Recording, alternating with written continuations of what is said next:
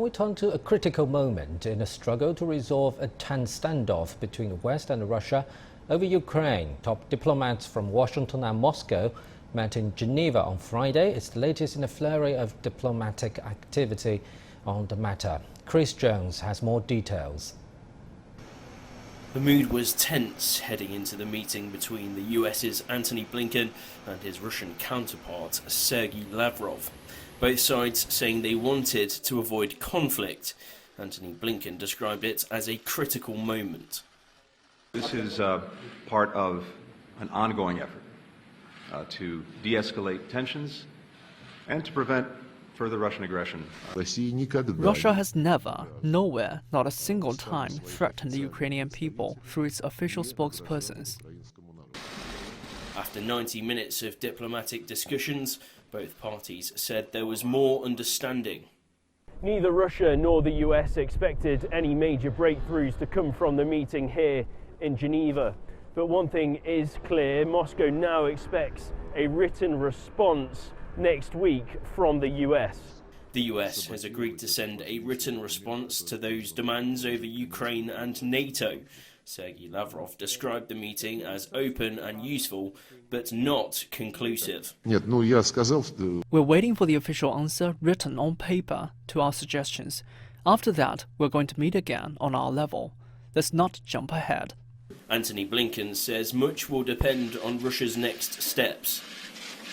I believe we can carry forward this work of developing understanding agreements together that ensure our mutual security.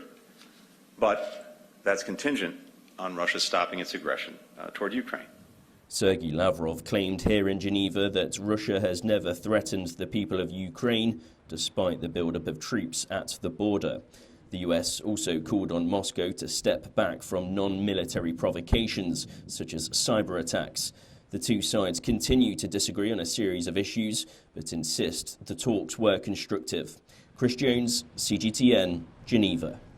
Talking about a wider reaction to the meeting, Ukraine's foreign minister said he welcomes the fact that diplomacy remains active. He also said him and Blinken had discussed a further strengthening Ukraine's defenses. Meanwhile, NATO has rejected Russia's demand for the bloc to withdraw troops from Bulgaria and Romania.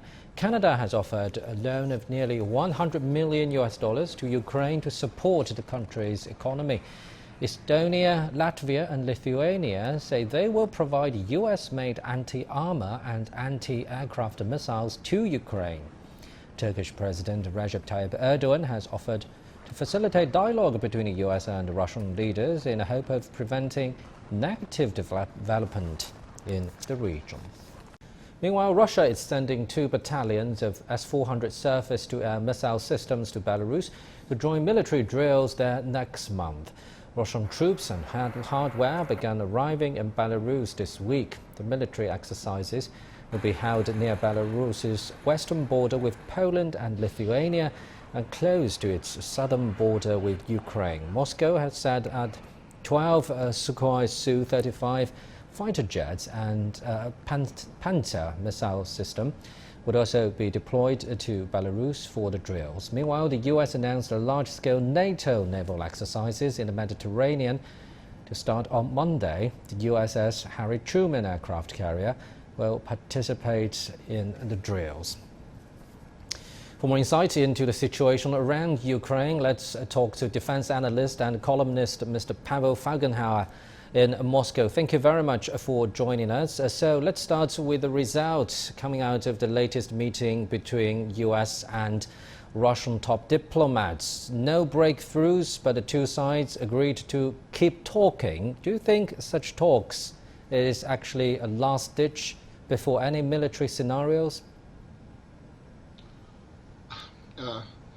Well, these talks in Geneva were more of a technical kind of meeting, a very short one indeed.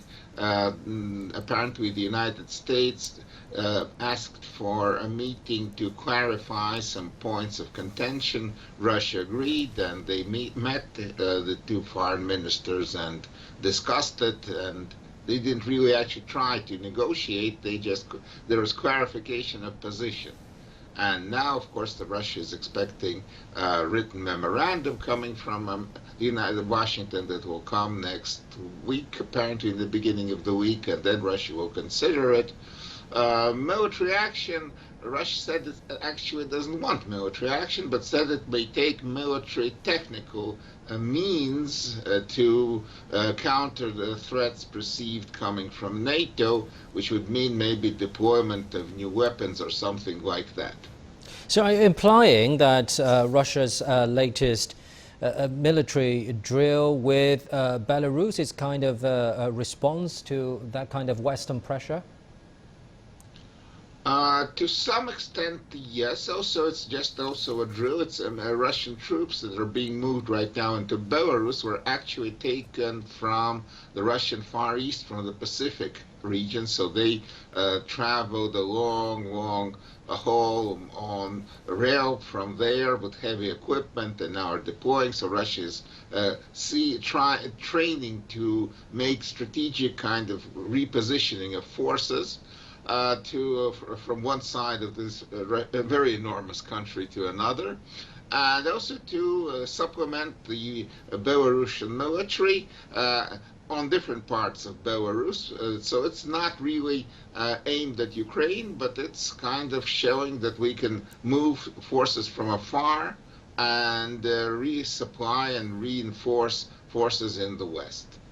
So we keep hearing the term Russian aggression from the US and some other Western politicians and even NATO. Is it real? And earlier you mentioned Russia responded by saying possible military tactical means. How would Russia convince other parties that this is not just some kind of jargon play here? Well, the Moscow official position is that Russia sees a threat coming from NATO, and from NATO deploying different capabilities, forces, and weapons to Ukraine, and Russia is countering that by moving its own forces, but does not intend or plan any kind of invasion of Ukraine, and may take a military technical response to threats if the West does not agree to Russian demands fully. That, as I say, will most likely take the form of a declaration of maybe deploying some additional military means like medium-range missiles aimed at European nations close to Russia, where Russia perceives the threat is coming from. But of course, this is right now a kind of building up of tensions from both sides. It's a demonstration of brinkmanship politics. Hopefully, both sides apparently do not want to go over the brink because that would be too dangerous. So would you agree that since the two sides focused on Ukraine, this could also be a trilateral issue? And do you think a trilateral meeting among Mr. Putin, Mr. Biden and Mr. Zelensky, President of Ukraine, is possible? I don't think that's possible. Moscow right now believes that Ukraine does not like very much the Ukrainian president, believes he is, and would not want to actually give him additional credit by taking him in as a third member of a possible summit between Biden and Putin. A summit between Biden and Putin is possible. There has been talk about it, that it may be by through a kind of video conference, maybe even person to person. That's a possibility in the coming weeks, that maybe they can get together and find some kind of compromise or some kind of cover the gap, or at least paper over the gap between the position of the two sides. But Russia wants to keep that bilateral without the Ukrainian president. Thank you very much, Mr. Pavel Felgenhauer in Moscow. Earlier we also talked to Ory Brown, a professor of international relations and political science at the University of Toronto, on the matter. Take a listen. There is some, I would suggest, because they are still talking, and they have decided that once they receive written answers from Secretary Blinken, they are going to have another meeting. So that is certainly preferable to an armed conflict. If there is an armed conflict, it is unpredictable, it is very dangerous. So diplomacy is certainly preferable and understandable why efforts are made. But it is also the case that Russia, which outside of nuclear weapons is certainly not a superpower, has played a very effective game of poker, if you like. It has used a weak hand very skillfully, very effectively. It has managed to induce the United States and the West to negotiate without preconditions, even though they have not de-escalated the large military deployment that they have around Ukraine. They have managed to get the United States and NATO to treat them as an equal. And there has been no discussion about Russia having to reverse the occupation of Crimea, which they achieved in 2014. The big question, however, is whether Russia will perhaps overplay its hand. Moscow has achieved a great deal just in terms of symbolism, in terms of getting treated as an equal, in terms of forcing the United States to the negotiating table. And if they press those demands, it can backfire.